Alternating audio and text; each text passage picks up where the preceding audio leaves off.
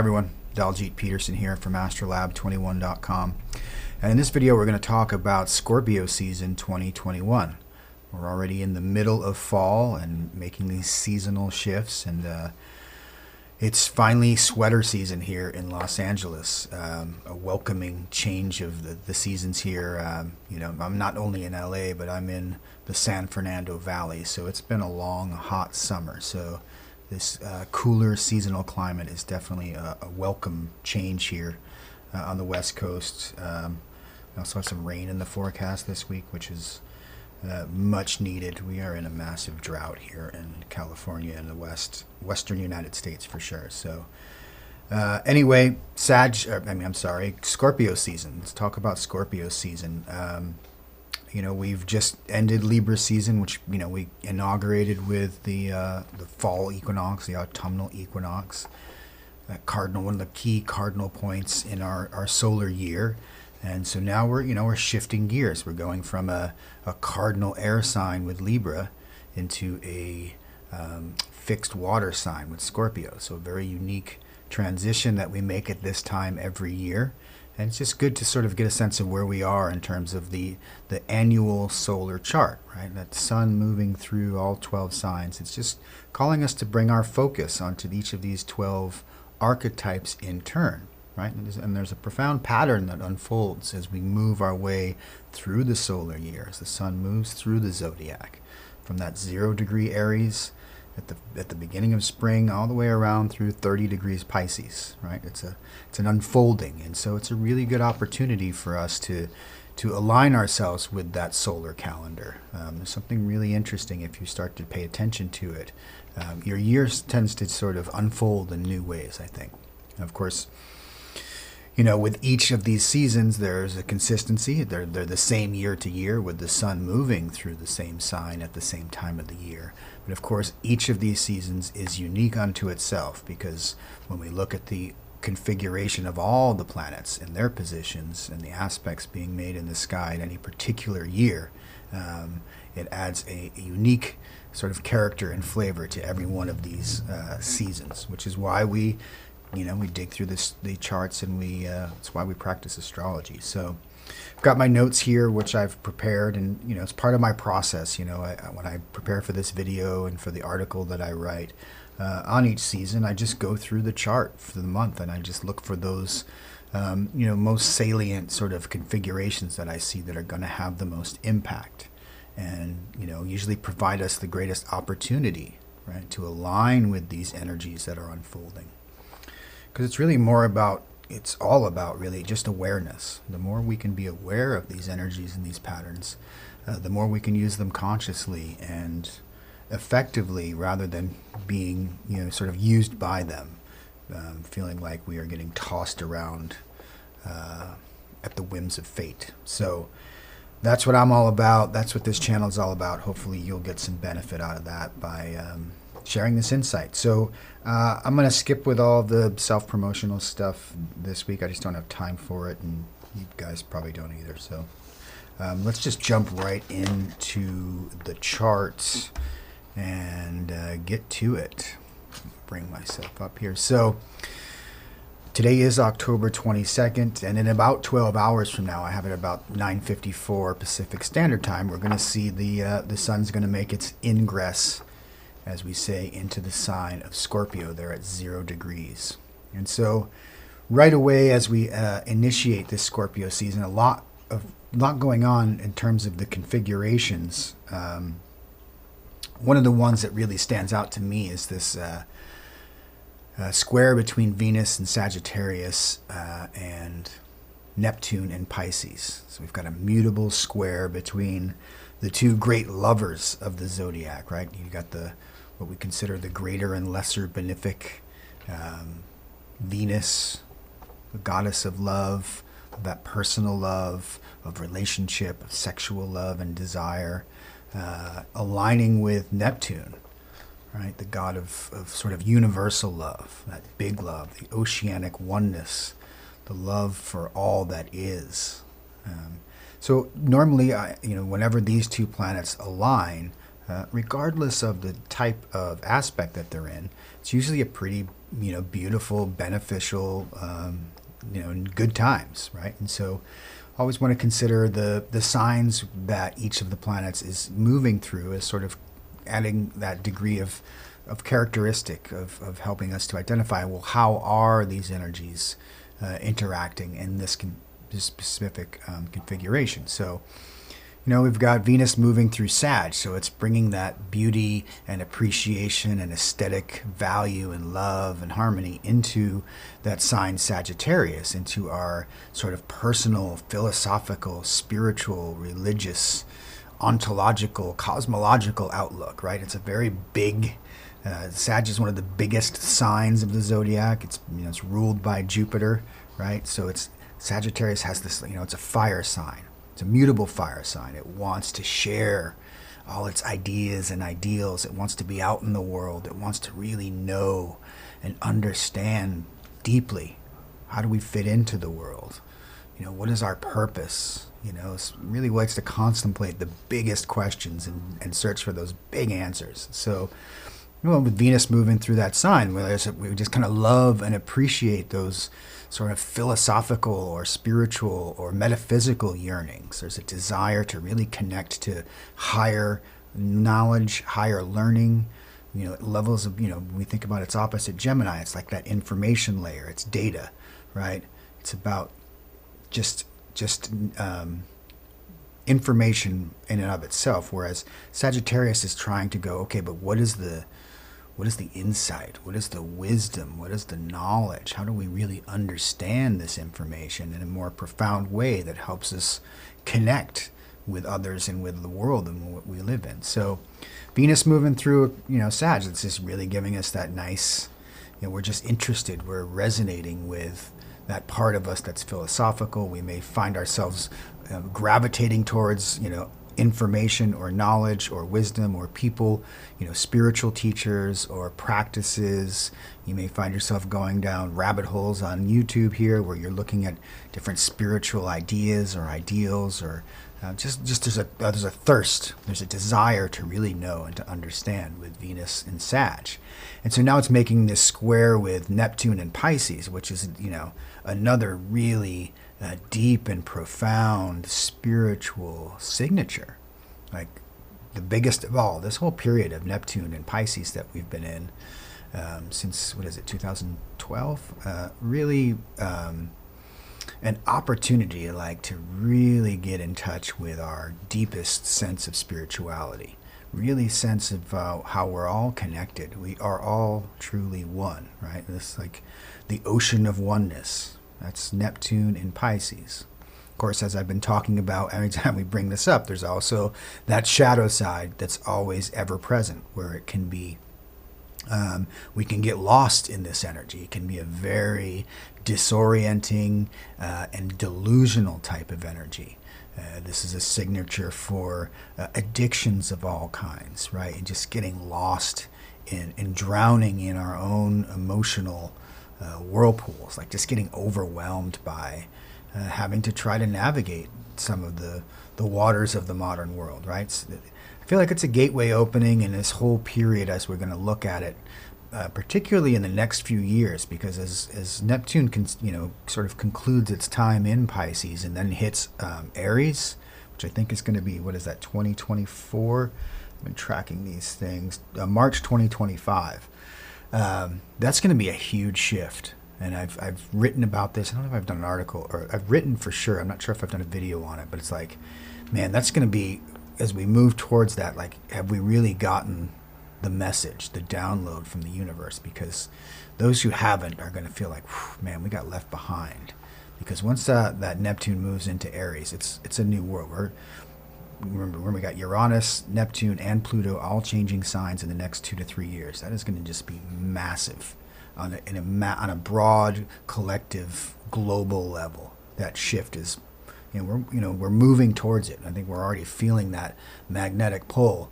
What we've experienced for the last few years is really just prelude. So, when I look at this configuration, it's just a chance really to touch that depth and to really get in and right relationship to our connection to the divine, our connection to the source. Whatever that is for you, like we all have a different, what I love about astrology is it is non-denominational in the truest sense. Astrology doesn't care if you're Christian or Muslim or Hindu or Jewish or Buddhist or agnostic or, Satanist. It doesn't matter. It applies to all. There's a place for it. Sagittarius. That's where all of our religious beliefs have a home. Now, one of the things, like I said, these two planets getting together is usually a pretty yummy configuration, all things considered. But, when it's a square, we always have to be aware that there is the potential for some difficulty and challenge, even between two really nice planets in very cozy signs, right? This really nice water and fire mutable square. We have to realize the square is indicating that those two elements are incompatible. We've got the fire of Sag and the water of Pisces. Fire and water don't jive as well as some of the other elemental combinations. So that could bring up some issues. And one of the things I think about with this is just, getting in too deep, getting in over our heads. I was writing about this idea. It's like, our love boat. If we find ourselves in a love boat, especially when it's in a new relationship, it's that new love and we're just infatuated and just everything is just, the honeymoon phase. I think this period of time could be we could be extra susceptible to just falling head over heels in love and with the wrong people or at the wrong time, the wrong circumstances. Just a note of caution to my new lovers out there. Just be careful. You don't want to get thrown overboard on your love boat and find yourself lost at sea, right? Neptune and Pisces, because you could really get kind of tossed and turned around by some of these relationship energies. Again, is it possible to love too deeply? I think that's a question that this configuration is bringing up. So I just want to warn against what I was calling a infatuation inflation. Like we can just, Sag can get too big. That Venus and Sag can just be too loving and too trusting and just like, oh, this is the perfect person. This is the ideal mate for me. And we're just in that Venus and that Neptune sort of energy can really just be overwhelming. So something to consider.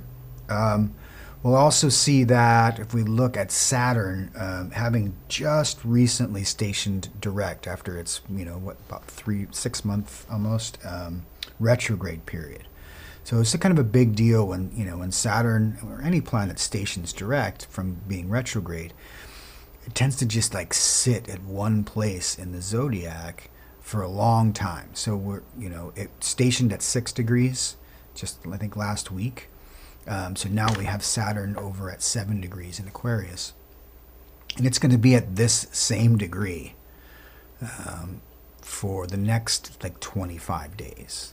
It's a pretty long time. So it's almost as if Saturn especially, it's like that is just kind of stubbornly sitting at 7 degrees, right? And it's been going backwards and it's been sort of going over everything we've experienced since the beginning of this year, right? And now it's ready to make that move forward, but it's kind of like, it's sort of a limbo period in some ways. And so there's a gathering of momentum usually, and with Saturn in particular, right, it can have this sort of stubbornness to it, there could be some blockage, right? Because it's going to take a while for it to start to have that energy moving forward. Now, once it does, it's going to be super productive. I think we're going to have a lot of personal breakthroughs in areas of our own sort of collective unfolding. There's something about that Aquarius spirit that really has been the theme that we've talked about since, that great conjunction that we had at the end of 2020 with that Jupiter-Saturn great conjunction in Aquarius at 0 degrees. Like the whole Aquarian meta theme is always sort of in the background here. So what we have with, Jupiter went direct last month. Now we've got Saturn turning around. Those two planets and that part of the sky is something really interesting to watch for us personally, I think, and in the collective. There's something we're really trying to work out here as we move beyond this Pluto Capricorn phase and move into this Aquarian phase full on, if you will. So I think there's going to be an acceleration as the second half or the last quarter of this year gets underway. But we can see, Saturn is making a few key configurations there. One of the things, it's sextile Chiron over there at 9 degrees in Aries. So, as it's sitting there, there's some old, that can be a tricky configuration for sure, Chiron and Saturn. So what are some of those old wounds or challenges or handicaps, whether they're physical, mental, emotional, spiritual? What are some things holding us back as Saturn just sits there in this stationary position? There just could be some frustration around those areas, some limitations that are trying to work themselves out. It's also making a trine to Mercury in Libra, so our communication may be a little challenged during this period, right? Our ability to articulate that, especially in Libra and relationships, in terms of expressing our desire to the others. There just could be some just difficulty with it. Our words between lovers or partners could be challenging, could be difficult, could be limited. Our mental capacity could be under a bit of a strain under this configuration. What was I thinking about here? And it's still going to be in its shadow of this retrograde. So, it won't get back to the place where it went retrograde at 13 degrees. That won't happen until January of 2022. So sort of going to be a while before this Saturn energy really gets going in earnest and we get back on the right side of Saturn. So still in a little bit of a review period over the rest of this year with regards to Saturn. But it's gives us a chance to catch up. And something else that as it starts to move forward within a few days here, and we'll talk about this, the Saturn-Uranus square is going to come back into effect. Right? So since this retrograde, they've kind of moved out of aspect. I like to think of it as, I use 5 degrees as sort of my orb, especially for the outer planets. So right now with Uranus here at 13 degrees, Saturn at 7, they're 6 degrees apart. But as Saturn now starts to move closer, Uranus is still in retrograde, so they're gonna come within that 5 degrees fairly soon, and we'll get into that a little later in the video. But that's coming back into effect, and this will set us up for the third and final exact square that's going to happen. I believe it's on Christmas Day this year, so expect something pretty significant for the holidays. We're going to get a gift this holiday season. We're going to get a surprise gift. There's going to be something special in our collective stocking this year for sure, as this configuration sort of completes its triple transit trigger effect, as we like to say. I'm going to move ahead a little bit here. Let's get this up on the day chart. If I go to October 24th, we get a nice grand trine by the moon coming in here when we get the moon moving through Gemini. We get a grand air trine between Moon Gemini, Mars Libra, and Jupiter in Aquarius. That's just a beautiful, that's some power energy right there. That's just a really strong and dynamic, integrated type of energy. Mars and Jupiter together are pretty fantastic. There's an opportunity to do big things. We have the energy of Mars in Libra, even though that's in its fall there a little bit. It's, as being the ruler of Aries, being that opposite sign, isn't its most powerful position, but I don't care where Mars is, it's powerful, right? And it's calling us to really be in balance, in harmony, mentally, relationally, all those things that we associate with Libra. Mars is energized and being hooked up with Jupiter in Aquarius, like it wants to do big things. Like, let's get those big ideas. Let's get them done. Let's do it. So if you have some big ideas that you've been contemplating and you've been going over as Jupiter's been retrograde for the last few months, now you may, now's the time that if you've done that work, if you've reformulated those ideas, you're going to get some super energy for it. And as that, just for that day or two, when the moon comes through Gemini, the ideas, the mental capacity is going to be supercharged. Anytime you get these grand trines, in this case an air trine, it's really our ideas, our mental capacity is getting a super boost on the 24th. So just be aware for that, and be able to leverage that opportunity if you have some big ideas you've been trying to get off the ground. We'll keep moving forward here. A few more days later, if we go to October 27th, Sun square Saturn. So the Sun moving into 4 degrees of Scorpio in square with Saturn over in Aquarius. And this is going to be in effect for a while. This is going to last probably a week or 10 days, because that Sun, or I should say that Saturn isn't moving. It's say it's 7 degrees. So as the Sun comes into that and moves past it, this square is going to be really felt, right? We've got a fixed square. Well, we say that because it's between 2 fixed signs, fixed water, fixed air, right? So the fixed part of it can be, and again, we're dealing with a very stubborn, stationary Saturn here in a fixed sign of Aquarius.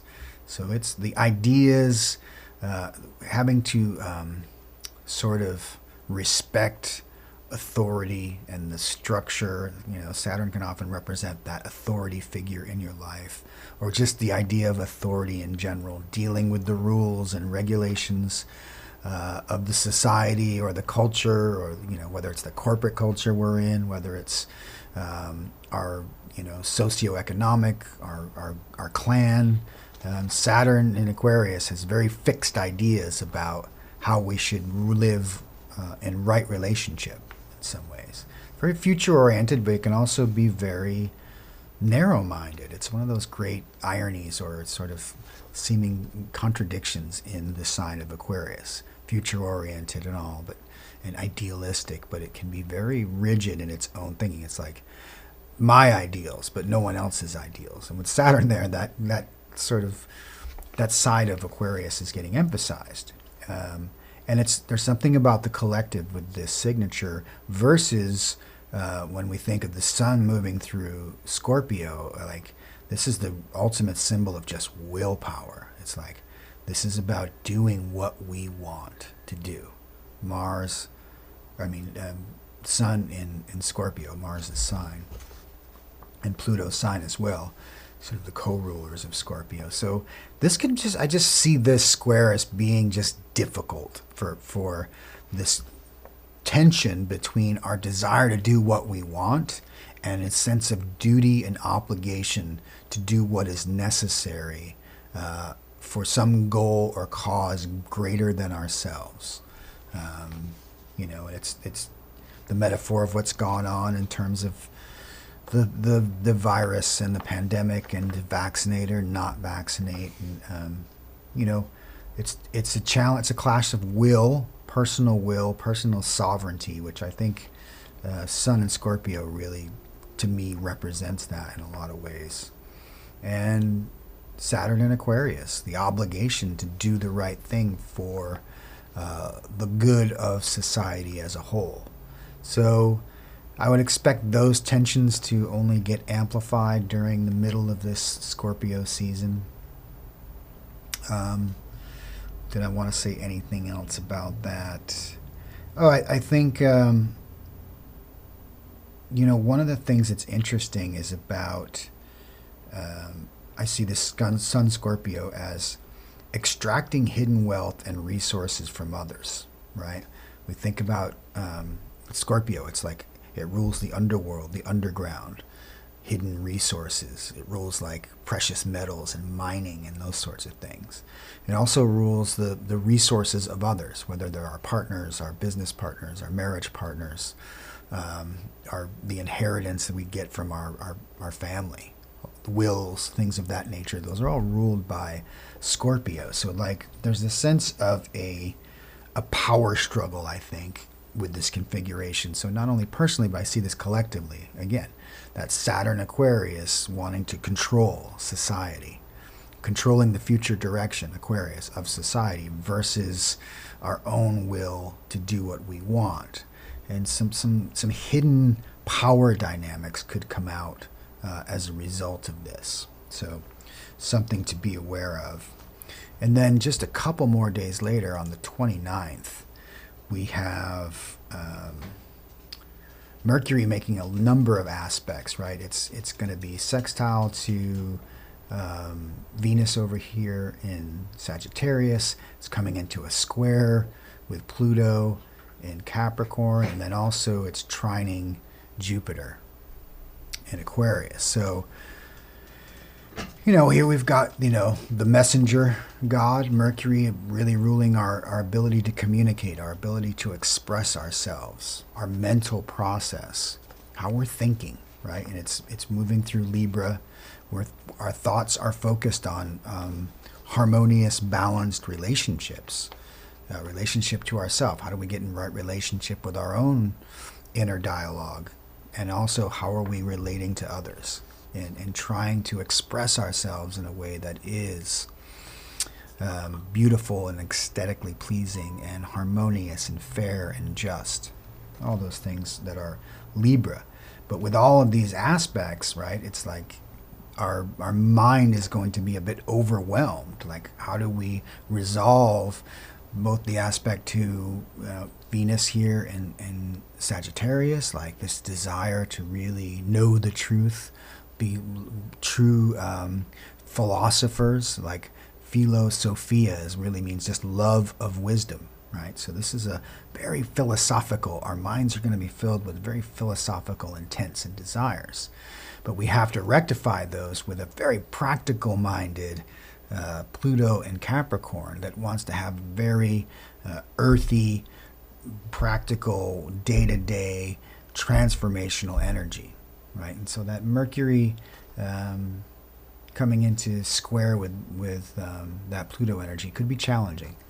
And then we've got the Jupiter energy, this big, expansive, like all these beautiful big ideas. So just be aware of something a little overwhelming in our mental process as Mercury makes a number of aspects. It's also in conjunct Neptune over there in Pisces. So we can see all of these aspects coming and hitting Mercury. So just something to be aware of as we move towards Halloween. And then the next day, just in time for Halloween here on the 30th, Mars changes signs. So as we talked about it being in Libra recently, where it's not, it's not a power station. Now moving into Scorpio, it is a power station. Remember, Mars is the co-ruler of that sign. So Mars is we're going to get a real energy boost. You'll feel that shift. And it's like I said, just in time for Halloween. And there's a lot of interesting shadow energy coming up in this Halloween in particular. So I'm anticipating a lot of very interesting costumes and disguises and masks to present themselves in the adult population for sure this Halloween season. I think there's a lot of unexpressed and repressed shadow waiting to just erupt out. And we'll talk about that a little more. But we can see, with this Uranus Sun opposition that we're moving into now that the Sun is coming in within 5 degrees of that, that's a pretty intense spotlight on, really, I call this the axis of sexuality, right? The connection between Taurus and Scorpio, right? So Taurus being the more natural, earthy, sort of biological part of our sexuality, the part of us that's just, we reproduce sexually as a species. So we are genetically programmed to make love, to make babies, because that's how the species survives, right? So Taurus rules that part of us, that sensual, earthy sensuality that we all possess.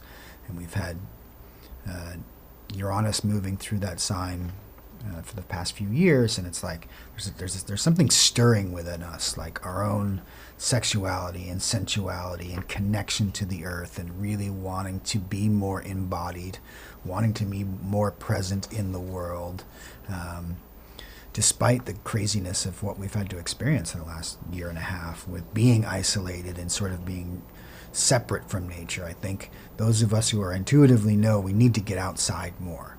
And sometimes these open spaces is the only places we can really commune with nature. And Uranus in Taurus is calling us to have breakthroughs in that area.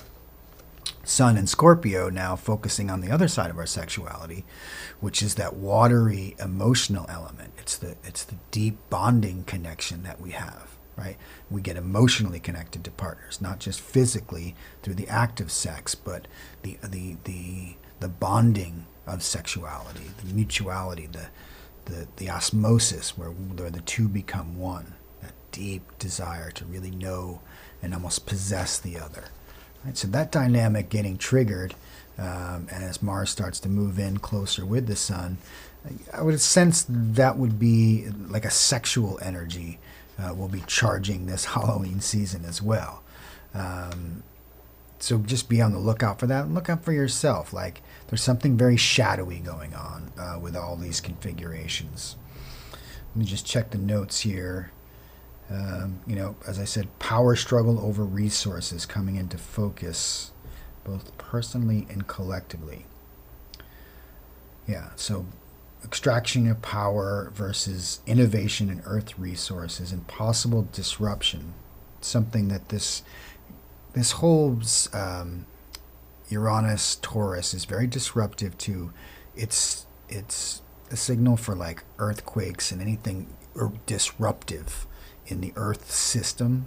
But I also think something that's coming to the fore is like these supply chain issues that we're having on a global level, right? Here in LA, in the port of Los Angeles, there's just dozens of cargo ships that can't get into port to deliver goods because there's transportation problems. It's just the whole thing is there's a looming crisis of the whole supply chain getting disrupted. And I wouldn't be surprised if with this configuration some sort of big disruptive event may occur. You remember when we had that, what was it called? The not Evergrande, that's the Chinese, that's the real estate thing that's happening. But remember the ship that got stuck in the Suez Canal? And how disruptive that was. It's kind of like a recurrence of that. And there was a similar energy going on when that occurred. So just something to one of the cool things about astrology. It's like I always like, oh, that's interesting. That could have a collective impact. Let's just keep moving along here. So we'll have hopefully a happy and fun and safe Halloween under all of this energy. The next event I see looming for us is on November 4th, and this will be the Scorpio new moon. So Scorpio moon's always intense. Anything, you got the sun and the moon together, and we're getting a trine to Neptune. So this sort of dreamy, watery aspect, connecting to the watery, emotional nature of Scorpio. And then we have Saturn square Mars. So as I said, that square we had with the Sun, now Mars is coming in to also do battle with Saturn. And this could even be more difficult than the Sun square because, with Saturn being stubborn, Mars in Scorpio is ready to just kind of get at it, get after it. It has a certain sarcastic and sardonic intensity, like kind of a bit of a take no prisoners aspect to Mars moving through Scorpio. It's a kind of a no fucks given kind of signature, and so that could be difficult. And again, that willpower. Now we got Mars coming in through Scorpio and saying, "Fuck yeah, I want to do my thing," and it's getting resistance from the authority saying, nope, you have to do what's right. So, the high use of this energy is, can you find that balance? How do you resonate or resolve these squares? Squares are resolved internally. They require different actions to be taken. So how can we get in right relationship with authority, with society, with culture, with doing the right thing without compromising our own sense of personal sovereignty? How do we stay true to ourselves and be good citizens? It seems like that's a challenge we are being called to meet during this period. And some of us may meet that challenge, rise and meet it. Some of us may have great difficulty with it. Certainly anyone with, having their birthday this month, Scorpio, if you're a Scorpio sun, Scorpio moon, Scorpio rising, you are, this is a time of year when you're really empowered. This is Scorpio season, right? This is your time to shine. And of course, Scorpios shine in very different ways. They shine in the shadows, right? It's very Scorpio. But just be aware, and if you have any planets in Scorpio, especially in those middle degrees here, something could be very challenging. Let's just leave it at that. What else do we want to highlight here? Fortunately, my printer sucks. It's just like, it's all kind of blurry. So I'm trying to read through this stuff as best I can. 11/6, a couple days later, we're going to have Mercury now joining the gang. So now we have a gang in Scorpio, a Scorpio gang. So now not only is our desire nature and our energy, but now our mental process, our languaging, how we speak, the tone, our tone is going to change. And when Mars conjunct Mercury in Scorpio, boy, that can be some sharp language. We may get increasingly sarcastic with our tone. We have to be really careful. These could be some really harsh words. And again, now we've got Mercury squaring Saturn. So this difficulties, like you can see, like getting into an argument with your boss or your parents or anyone, or the authorities, like mouthing off to a cop or something. It's like, and there's almost a compulsion with Scorpio. Like, it's a very instinctual energy. And so with this kind of stellium forming here as we move into early November, I sense that could be difficult. And again, that Saturn still sitting at 7 degrees. It ain't moving. It's not budging. So the rules and the regulations seem to be immovable during this period and just resisting our will to do our thing. And that's it's challenging, man. I feel it. And so I'm not looking forward to this either. I feel like I got to be really careful with my own dialogue and language and how I use my energy over this month.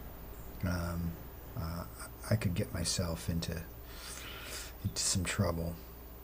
All right, so let's just finish up here, as I want to move back into, we talked about this a little bit, but, within a few more days, we're going to get that square comes back into effect. And in a big way here on November 9th. So just as, we have Uranus moving back in 12 degrees. So we've got that square between Saturn and Uranus. That's been the big theme. We've been talking about that since January, right? And it's 3 times during the year where they've kind of come in, then they retrograde out, now they're coming back in again. This energy is going to really characterize the closing of this year. And it's even going to spill into 2022. There won't be another exact square. We'll get that one on Christmas Day. But even later, like mid-2022, they're going to come back when they retrograde again within that 5 degrees. So we won't even be finished with this by year's end. But something significant, I think, is going to happen. I really see this as being, there's something in the financial sector that I'm convinced of. Maybe I've convinced myself of it, but that Uranus and Taurus, it's all about money. It's all about values. It's a disruption to the money supply. And I really see this square between Saturn and Aquarius and Uranus and Taurus. There's something, for me, it's the challenge between what we're seeing with cryptocurrency. It is really making a move, right? Like recently we've had a country like El Salvador adopting Bitcoin as a currency in that country. There's a lot of regulation being bandied about. There's a lot of concerns over the financial system. I would expect a lot of that back and forth between central banks and governments versus cryptocurrency and that movement. That's a real interesting battle to keep your eye on over the next few months as these two planets come into closer alignment. And again, the disruption to the supply chain, those sorts of things. A lot of these big global picture items can probably come to the forefront. And those are, that's this signature really is going to, we'll be talking about this every month for the next couple months, because as those come closer, I think that energy is really going to build. So try to keep these a little more brief, even though I'm not super concerned about time. Like, either you're into this or you're not, right? I don't give a fuck. Scorpio season. No, I do. I give a fuck. I care. I care a lot. But that's it for this video, this edition. Hopefully some insight here about how to navigate the waters as we move forward into Scorpio season. So be careful. That Neptune-Venus thing early in the month could be an issue. And then as we really get into all that Scorpio energy squaring Aquarius with Saturn up there and opposite to Uranus over in Taurus, there's kind of a triangulation between energies that I think will likely sort of define this Scorpio season 2021. All right. If that was helpful, do me a favor, click the like and subscribe button and the notification bell. That's always appreciated. And yeah, happy Halloween, happy and safe Halloween for everyone this year. And hopefully this Scorpio season is empowering for us all. All right, till next time. Salam.